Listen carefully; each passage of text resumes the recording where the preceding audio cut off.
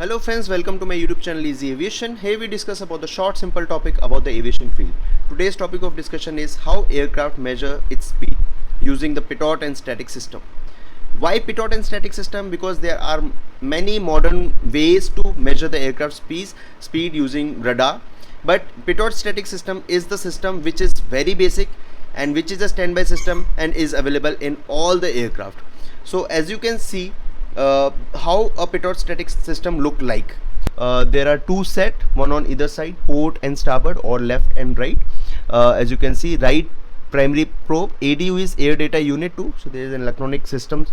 So as you can see, these are two set which is given to minimize the error. Similarly here also two sets of Pitot static tube are given. Coming ahead, so as you can see, there's a magnified view of a Pitot static system. So this is how it looks like in all the aircraft. You will see it in the front part of the fuselage. You might have seen a jet fighter, a very sharp nose, and having this Pitot static tube system in just front of it. Helicopters, if you see, I'll just make a front view. If it is a helicopter and the rotor blades, you will see in the front part here protruding outside these probes, they are the Pitot and static system. There are holes, I'll be explaining later. So as you can see, this is the illustration of a Pitot static tube. It's a simple tube which is having a inner hose connecting separately, and there are outside holes which is on the surface. So the pressure which is here it will be felt at this end, P1, and there is another pressure P2 which is being felt here. What is P1, what is P2, I'll be explaining in the next slide. So I hope this is clear. This is a Pitot static tube. Okay, so this is another pictorial description of a Pitot static tube. So there is a inner hose which is going straight up to here, and then there is the outer hose also. So coming, if an aircraft body of fuselage, there is a Pitot static system tube like this. Okay, this is one methodology. Another methodology is there is a Pitot tube here which is the front area of this, or this hole is the one which is interacting with the air coming from the front. However, the static hose, sideways hose, they are not interacting the incoming air. However, they are interacting the pressure which is there of the surrounding, which is there at the side. So this is depending on the height or at which the aircraft is flying, because as we go up in the air, the surrounding pressure reduces. So the static hole is to measure that static pressure. However, the pressure which is being felt from the front is the total pressure, and which is interacted or which is being calculated by the Pitot tube. So I was telling, there's one method in which the Pitot and static holes are on the same tube as you can see in this picture. However, if there is a Pitot tube, there are static holes which is there on the fuselage sideways, so that they should not be interacting with the incoming air. However, they should be interacting with the static pressure which is being acting on the fuselage at a particular height. Next page, I'll be explaining this picture. This is an analogy which is used by the Pitot static system,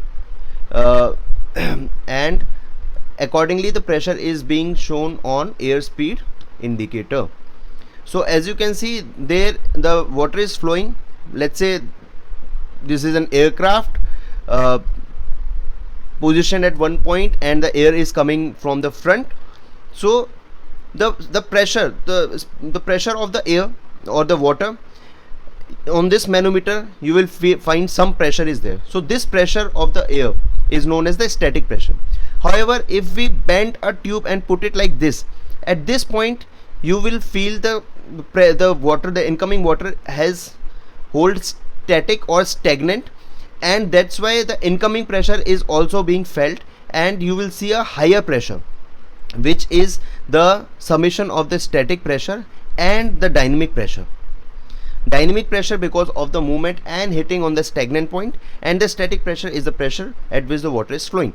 So if you find the difference H, is equivalent to the dynamic pressure only, because in this the static pressure is being removed or is being subtracted from the total pressure. So this H is corresponding to the dynamic pressure, which is equal to half rho v square. Rho is the density of the water or the air, and the v is the velocity. This is the mathematical explanation. I'll be explaining in some other lecture later. So I hope this picture is clear. How this is utilized in a airspeed indicator to measure the speed of the aircraft is what is explained here. So this is a exploded view of a airspeed indicator, in which this is the pitot pressure or the ram air pitot pressure, which is the total pressure summation of dynamic pressure and the static pressure. Okay, there is a static line. So if this is a pitot static tube, the static line is coming from here, or it is coming from the fuselage. These holes are not interacting the incoming air. However, only the static pressure of the surrounding is being calculated or being felt by this tube. So the pitot tube gives the total pressure and is acted inside a bellow. However, the static airline or the static pressure is filled the outside room of the bellow. So the expansion and contraction of the bellow is corresponding to the dynamic pressure only, because the static pressure which is going inside the bellow is being negated or cancelled by the static pressure outside the bellow. So the movement of this bellow is only the dynamic pressure, which is equal to half rho v square, and this movement moves the mechanical gears, and accordingly the airspeed indicator react. So by this methodology we will able to calculate the velocity of the aircraft. This is the indicated airspeed. Another terminologies are there: indicated airspeed, true speed. That's itself a very big chapter. I might be covering in some other lecture. So you just mention this is an indicated airspeed showing by a airspeed indicator utilizing the Pitot static system or the air system, because it's not a true speed, since the density factor is taken as a constant, which is at a sea level value, and not the, because since the aircraft is going up, the density value also reduces. So that's itself a separate lecture altogether. Here you just need to understand that how a Pitot static system is gives the airspeed which is known as indicated airspeed, and this is the method. So anywhere you feel any confusion, pause the video, write it on the paper, go through the mathematical equations, and if any doubt is there, you please let me know. This is the same which I just explained how the Pitot static system work. You have any doubt, please let me know in the comment section. Thank you.